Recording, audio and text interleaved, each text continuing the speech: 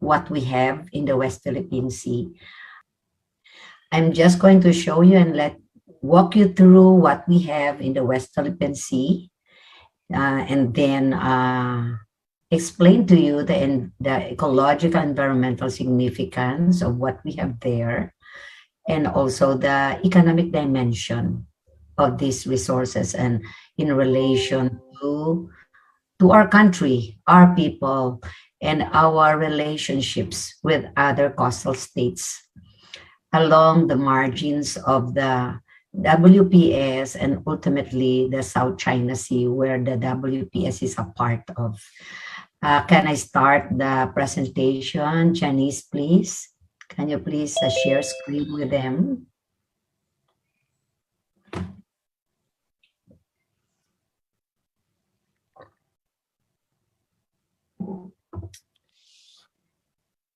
Okay, we will be having this outline of discussion to follow, and then so that we can really later on engage on both topics that we want to learn from today. The next slide, please, Janice.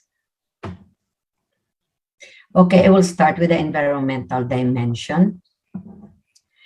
Yeah, this is a map I adopted from Professor J. Batong Bakal. And you will note here that the map has shown several lines. Of course, the broken yellow line is our claim for the West Philippine Sea. We are not claiming the whole South China Sea, but we are only claiming the West Philippine Sea as a part of our sovereign rights.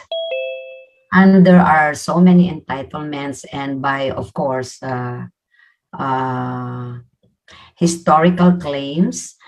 But I will not delve into that because that is already beyond my competency. So we will just focus on that part, the West Philippine Sea, where we are going to walk through the environmental dimension of that area.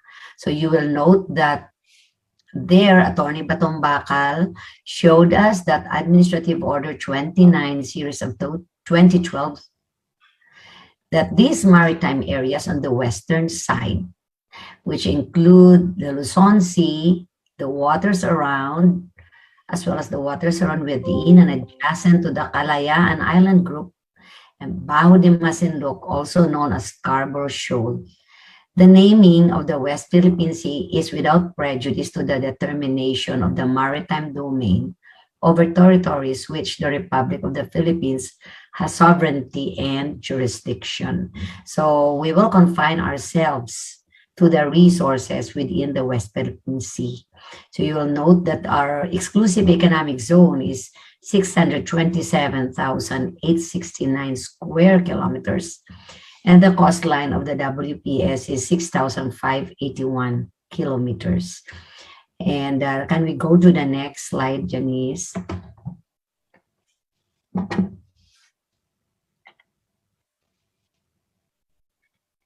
These are the marine resources, the ecosystems in the West Philippine Sea. We have there the coral reefs, the seagrasses, the mangroves, the fishery resource, aquatic wildlife, and seaweeds. We also have natural gas there, but it is not also within our competence to discuss the resource on natural gas. So we will confine ourselves to the marine resources in the West Philippine Sea. Next slide, please. Now first, the coral reefs. So coral reefs, of course, you have there, they are massive deposits of calcium carbonate that have been produced by coral polyps as by definition, and that they are the most dominant coastal ecosystem in the world. Well, you will see that I have enumerated there that it is a source of food, coastline protection, source of building materials, area for mariculture, source of industrial and pharmaceutical products. So these are the economic benefits that we can derive from the coral reefs. Next slide, please. Now this is what we have in the West Philippine Sea. It covers an estimated area of 600 to 1,000 square kilometers, which is about 30% of the total reef area of the Philippines. Most of these reefs are found in the KIG, and the KIG is also a source of coral and fish larvae for neighboring reef systems along Western Palawan coast, Sulu Sea, and the Indochina coast. You will note that these slides I have shown there the sources where I got these slides. Next slide, please.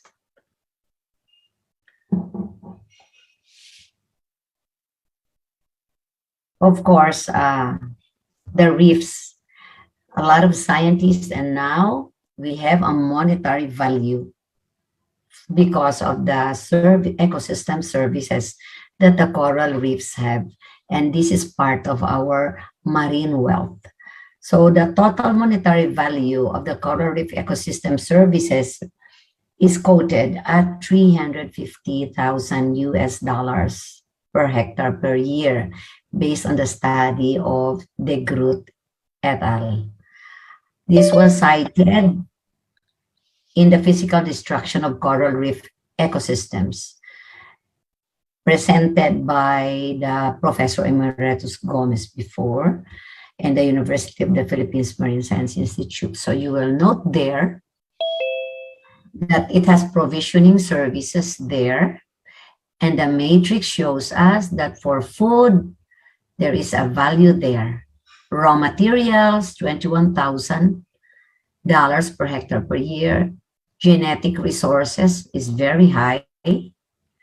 I am engaged in ongoing negotiations at the United Nations on biodiversity beyond national jurisdiction, and there is a big debate on genetic resources.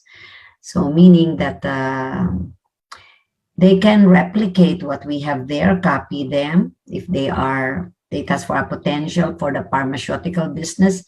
And of course, they can genetically make a copy and then develop it at their own place. They don't need to be here really.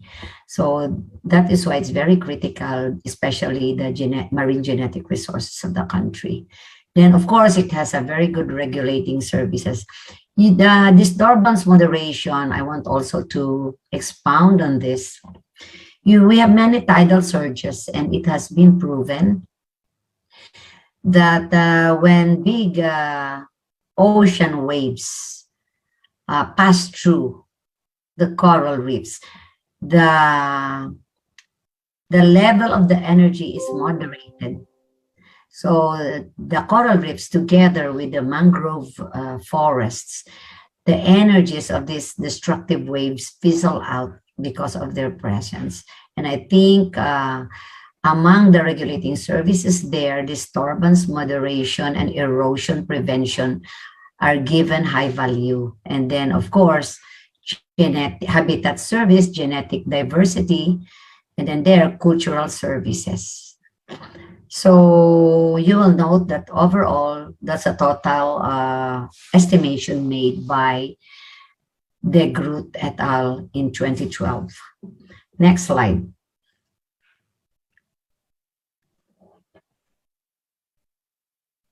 Now, next to the coral reefs is the seagrass. The seagrass beds. These are the only group of submerged flowering plants in the marine environment. They are closely associated with coral reefs, coral fringes that support mangrove. Later on, I will show you a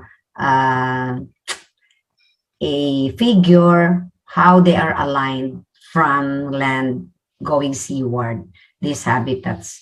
So the seagrasses, of course, they're important breeding ground for so many invertebrates. Our crabs, they grow in certain stages of their lives. They cannot, the survival is very low if there is no seagrass beds, or in literature, they call it seagrass meadows. And so, of course, it's important breeding ground of many marine invertebrates. You will see there, especially the marine turtles and the dugongs. And the next slide, please.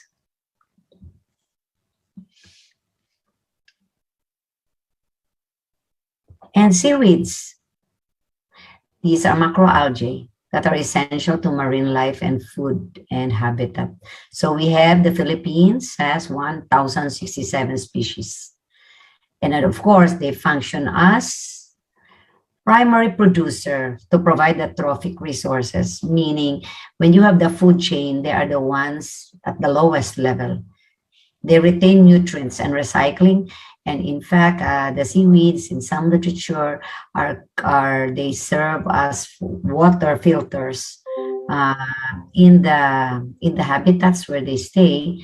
And of course, the maintenance of the reef framework through calcification and contribution to sand formation. So they help in preventing erosion, of course. And as usual, they provide the habitats and nursery areas for juvenile fish and all other marine species. Next slide. Now let us look at the West Philippine Sea. These photos were taken by, I think, some in the 2019 expedition of the DNR, where before, through the NTF WPS, we engaged together in providing resources for our scientists to be able to make a survey and expedition to the area to survey what we have there. So you will note that there are 164 seaweed species there. That's what they saw in Sabina Shoal and Pag-asa Island in the KIG. That is the study of, I think, Dr. Santianes. And in Alugan Bay, Palawan, 7 seagrass species, Pag-asa Island, 2 seagrass species. Next slide. Now the mangroves, very critical habitat. They are salt-tolerant woody seed-bearing plants. They say 1 hectare of mangrove trees produce up to 3.6 tons of litter fall annually. Litter fall, you'll note that their leaves, part of the plants, they rot. And later on, when they decompose, they also provide food and increase the productivity of the area. So 1 hectare of a healthy mangrove ecosystem produces 1.08 tons of fish and fishery products per year. So you will note there that mangroves, followed by seagrasses, and then coral reefs are the ecosystems going seaward in our coastal areas, very abundant in the western side of the Philippines, especially the WPS. Next slide, please.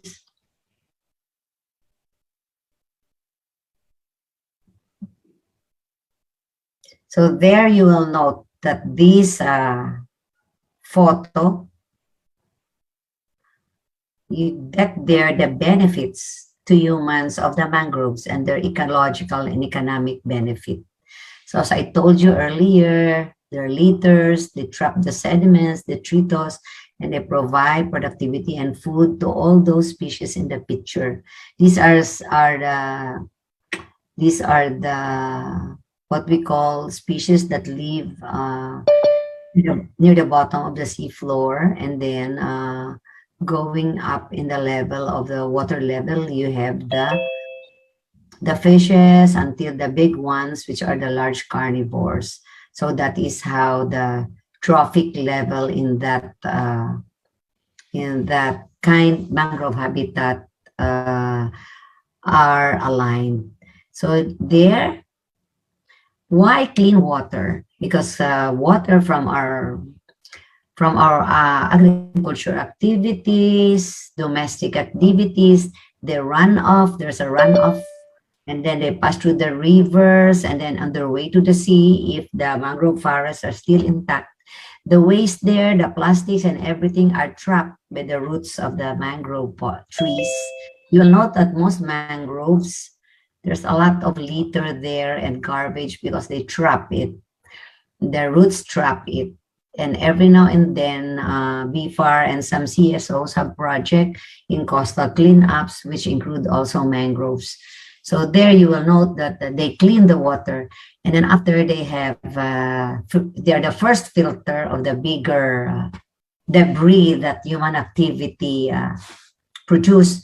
Then the water going seaward will pass through the seagrasses, and there they're again filtered. And then by the time they reach the coral reefs, they're a lot cleaner because the coral reefs are very sensitive to turbidity and then rainfall, freshwater intrusion. So by the time they reach that part of the coastal area, the water is a bit clean.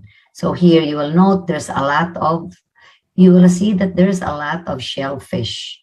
There are species of shellfishes, the most delicious ones in the Visayan dialects, we call it imbaw. There's a lot of mangrove forests, there's a lot of that. Of course, shrimps, mollusks, crabs, and small fishes, not big fishes, but there are fishes like the mangrove snapper that is very good. And we also have the alimango, which is the mangrove crab. They are the ones that taste well, and their habitat is the mangrove. So of course, they use medicines, tannins, wood, fuel, Recording honey, in progress. and recreation and tourism and biodiversity. And then the next slide, please.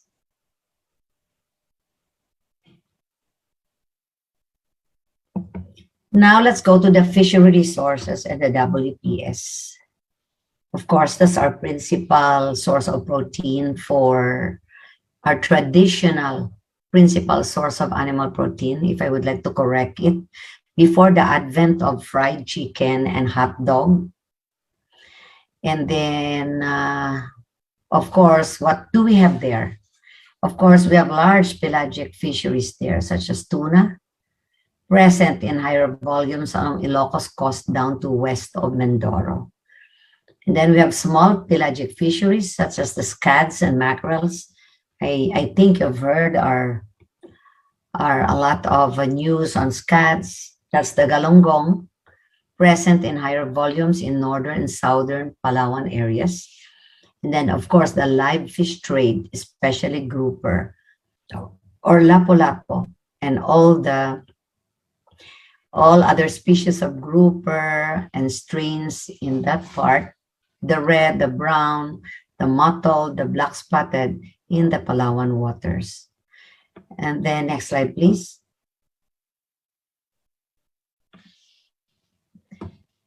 Now we look at the latest census conducted in 2019. And these are the survey sites with corresponding findings that we got from our colleagues in the DNR who joined the survey in 2018-19.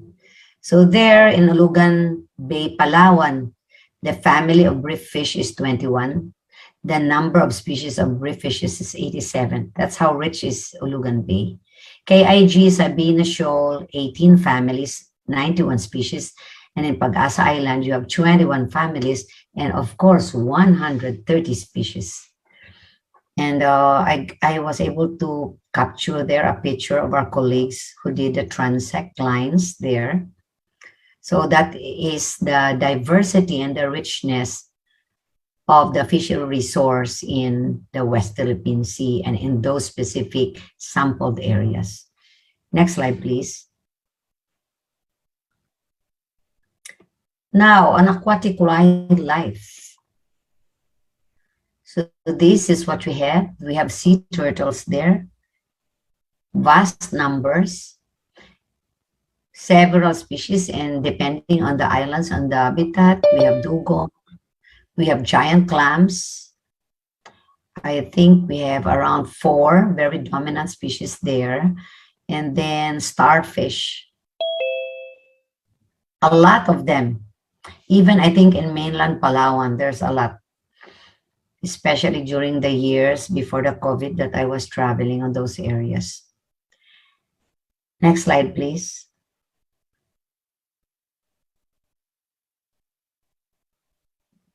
Now, I want to show to you in a proper context, how a resource is related, because we have to emphasize that we are now dealing in managing our oceans through an ecosystem approach. It is already in science and in literature that there is connectivity among the ocean resources, and there are highly migratory straddling fish stocks like the tuna that although they are caught very big in the Pacific, the life cycle cannot complete without passing our country, the West Philippine Sea, and then going down south to Indonesia, Malaysia, Indian Ocean, and then back to Solomon Islands, Papua New Guinea. So we are really a very critical part of those processes, oceanic processes. So I think most of you are already aware of this information, that we are a part of the Coral Triangle, being the richest marine life in the planet. And it supports the livelihood and food security of 120 million people. Total value of reefs, mangroves, associated habitats estimated at 2.3 billion, and that includes us. And of course, we are a tuna spawning and nursery ground that support a multi-billion tuna industry of the world. And of course, it has a tourism value and coastal protection, and the total area of the reefs, as estimated by the CTI that time, was 75,000 square kilometers, over 500 species of corals, and over 3,000 species of fish in this whole area. And of course, we call it the Coral Triangle because of the connectivity and the dynamics of the nutrients and the fish larvae that feed on this very critical area of the world where the West Philippine Sea is a part of. And then, can I go to the next slide? Recording stopped. Recording in progress.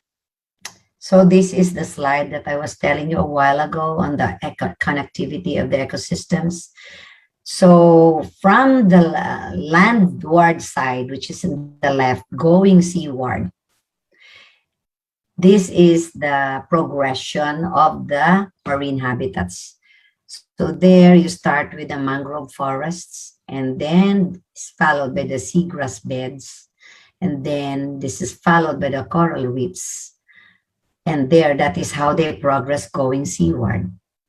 And all of these three critical and very sensitive marine habitats are very critical also for life on Earth and of human well-being. That's why in the ecosystems-based approach of managing the fishery, the human well-being is included there.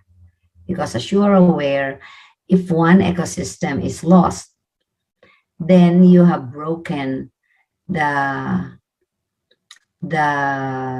resource that is available for a single organism to complete its life cycle. So those are the functions of those ecosystems. They have function, as I've enumerated earlier, and these functions are also there aligned in each line. So you will note that they are all there, very clear diagram for us to appreciate. Next slide.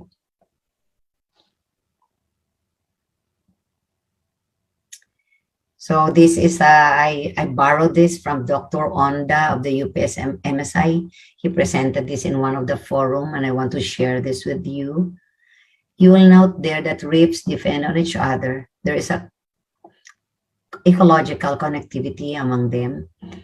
So there, they will lay their eggs there, sometimes offshore, sometimes nearby. And then these eggs are drifted by the currents because they float. And then they go to the reefs to sink. You will notice there, to sink, where they will grow into juveniles. Juveniles. And then from there,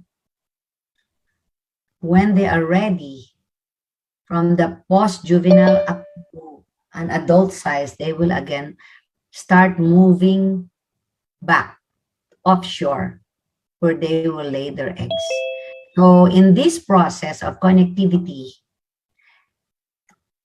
the larval stages of the fish, they pass through the coral reefs, the seagrasses, and the mangrove forests. That's why they are so critical, and their connectivity is really well grounded in literature and in science. Next slide, please.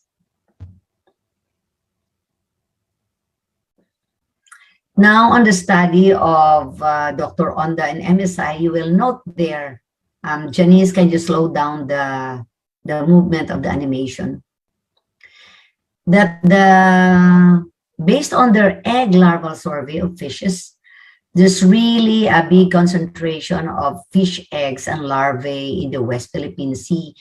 And in the ocean dynamics, you will note that, okay, Janice, you can start. The tidal currents and the ocean dynamics spread these fish larvae and eggs all throughout this area. So the WPS should not only be protected by the Philippines, but by all coastal countries surrounding this shallow South China Sea basin, because the fishes that they catch there in other areas, you will note in the map, you have China, Taiwan on top, Vietnam, Malaysia, Indonesia, Brunei, including going to the Indian Ocean. By tagging, it has been proved by science that their biological range for these fish eggs and larvae come from our side of the ocean. So it is not only our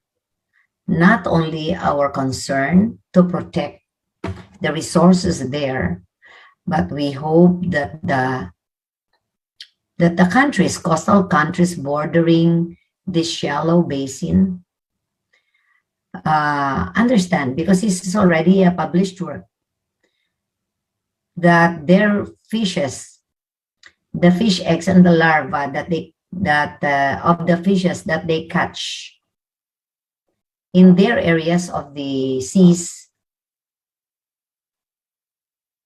have the sink here. It starts here in this area, small group of shallow islands and islets in the KIG and in the West Philippine Sea. So this is what I call not only environmental, but an ecological dimension of the implication of the resources on what we have in the West Philippine Sea. Next slide, please, Janice. So there I show you the overall dynamics of nutrient and fish larval transport as explained by the Coral Triangle project that we had before. And there you will note that you can locate us on the map there. We are there, note it. And then we are on the leftmost side, if you will note, below is Australia. And we contribute to the overall oceanic dynamics of the whole world. Remember, so many countries fish tuna also in the Pacific Ocean. We are one of those. But we are a very critical part of the life cycle of these highly valuable, high-value commercial fish species, such as the tunas, the live gropers that people eat internationally, and the other seafood that everyone enjoy. That's why the Coral Triangle Initiative is one of the very good initiatives to ensure the sustainability of our fish food resource fish food resource of the world, not only of our country and the countries that are a part of the Coral Triangle. Okay, let us move to the next slide and to the next part. Let us go to the economic dimension.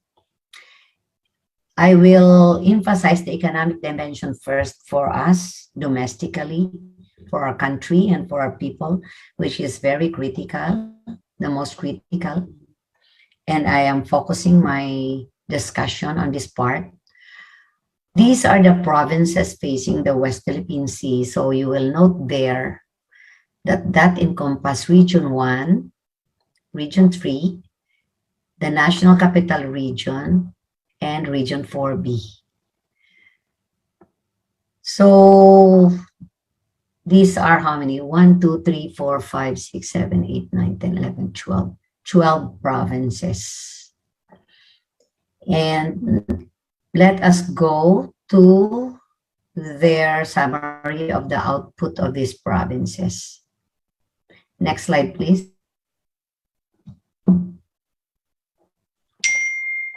There, the total production of all these provinces is 325,000 metric tons. The total fish production of the Philippines is 4.4 million metric tons, including seaweeds. And when I extract the seaweeds, which is 1.48 million metric tons, that's one of our exports, the remaining is 2.9 million metric tons. So the remaining 2.9 is really the food fish that we eat. So when I take a look, that's 11%, quite significant. 325,000 metric tons annually is a very significant fish production. The most critical one, of course, are the people affected. Can you go to the next slide, please? Oh, wait, okay. I just want to show you this map, this graph. Our capture fishery sector is divided into the municipal and commercial fishing sector. So we try to put on the graph the production of each province. And the biggest production is the municipal. Even in the overall Philippine fisheries production, municipal fishing is bigger than, has a higher value than commercial fishing. And it affects a significant, as a substantial number of people. So you will note there that Palawan has the highest municipal fishing, municipal fisheries production. That's more than 100,000 metric tons. And then that is followed by Region 3, the people in Zambales, people in Pangasinan, Bataan, Zambales. These are the people that go to Bajo de Masinloc and the neighboring areas. And then the rest are Ilocos Sur, Ilocos Norte, and those from NCR. We are aware that a lot of people from NCR, Cavite, Batangas, they go and fish in the West Philippine Sea. So you will note that there is not, the production in the northern Luzon is not really that big, especially in Ilocos Norte, Ilocos Sur. The substantial production are in Zambales, Pangasinan, below, because those parts there are quite deep waters, and the productive waters, of course, are the shallower waters. As you know, because in science, you know that the coral reef and seagrasses in shallow waters, they provide good habitat for fish, and shallow waters can be reached by sunlight. So very good photosynthesis means very good productivity, and of course, more number of fishes. So there, I'm just showing you this graph to show that substantial production from the municipal fishing sector is from Palawan, Mindoro, Bataan, Zambales, Pangasinan, Batangas, Cavite. Some of these people from Batangas, Cavite, they also land it in Navotas and NCR. So now you have a view of the quantity of the fish that they catch. Can we first go to the next slide, please? Now, based on the registered fisher folk that we have in the FAR, for me, this is the most critical, the number of people dependent on the resource. So there you will note that Mimaropa and Region 1 have the biggest numbers of fisher folks registered, 95,000 and 99,000. But with respect to the output from the first graph, from the previous slide, you will note that Mimaropa has the biggest production. Because as I told you earlier, the most productive waters are on that part, in the Palawan side, going south of the West Philippine Sea. And then, of course, because you have Baho de Masinloc there, Bataan and Zambales have also substantial, and Batangas and Cavite. This Batangas and Cavite production is quite big due to the fact that they have bigger vessels. These are commercial vessels. But in the case of Pangasinan, Bataan, Zambales, and Palawan, these are municipal fishers. So there are 318,000 fisher folk dependent on the resource today. Next slide, please. Now, what are the fishing gears that they use there? It's tuna hand line, trawl line, multiple hand line, bottom set long line, gill net, ring net per seine. So you will note that this trawl line, multiple hand line, tuna hand line, these are the fishing gears used to catch pelagic fishes such as tuna and the big ones. And then, of course, the gill net, ring net, bottom set long line. This is for the other species. And I think per seine they use is for the scuds, yung mga small pelagics natin dyan, maybe round scuds. I think I missed, I don't know if I put here kung ano-anong mga isda ang nakukuha doon. But from the gears, you can already have an idea kung anong kuha nila. So they get a lot of tuna and the pelagic species. What I mean with the pelagic species are those species that are in the higher level of the water column. Medyo sa malalim-lalim. In the demersal species natin yung fishes that stay near the sea bottom. So next slide.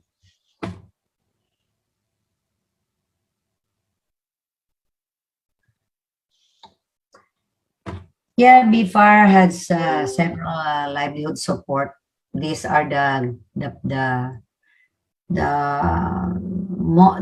significant numbers of gears that we have provided fisher folk in this area to support their livelihood. So itong mga binibigay namin, and then we have the payaw or the fish aggregating device, which is, syempre, kung there is a payaw, hindi na sila magbiyahe ng malayo. Medyo makasave sila konti sa fuel, and then doon na sila nag-hook and line kasi doon na naka-aggregate ang mga isda. And then also that normally when they have fish aggregating device dyan, they use hook and line and selective fishing gears para makuha lang nila yung malalaki. And normally the payaws, this is managed by a group of fishers or an association or a cooperative. And that is how they operate. And then, of course, we provide them motorized bangkas, marine engines, especially kung mga nasisira ito during bagyo, or there are associations that come and approach us. So, next slide, please, Janice. Itong National Payaw Project ng BFAR, this is all over the country. Pero ang focus ko ngayon is on the western side. So you will note, ito yung mga payaws na nalagay where they go and fish and where the fish aggregate and dun sila kukuha. Because alam nyo na that more than 50% ng cost ng fishing is on fuel. So, alam mo, this is the ingenuity of the Filipino fishermen. May mga paraan talaga sila yan na how to do it. And they have designed several fish aggregating devices. May mga cultural at mga traditional practice yan kung anong nakasanayan nila. Sila rin yan ang nagde-design.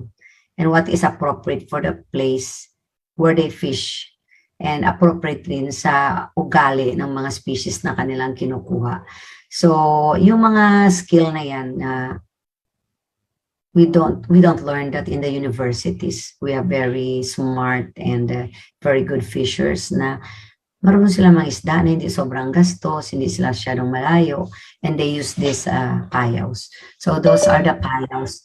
Sometimes these are featured in the news na sometimes napagkamala na debris, kinakuha ng mga law enforcement, including the Chinese, I think, Coast Guard. So, pero ngayon, medyo maganda kasi these are now managed by the cooperatives, co-ops ng mga fisher folks natin as a group.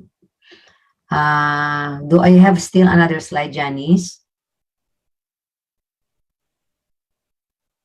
Yes, this is the National Payaw Program. We have the shallow water payaw and then the deep water payaws, na commercial ang kumukuha. And then there are those na source ng mga commercial fishers na medyo may kaya sila. So sila ang bumibili. Pero yung mga BFAR assisted, normally municipal fishers yan kasi they cannot afford. So we have a total of 366 na municipal and 311 na commercial. Pero you will note that meron naman tayong mga payaw that are set up by the private sector, lalo na yung commercial fishing sector natin. And then, meron pa bang isa, Janice? Wala na. I think that is all. So, I hope I have showed you the objective that you will know what we have there, the ecological environmental dimension, and also, of course, the economic dimension and how it affects the livelihood of our people and how many people are dependent on it.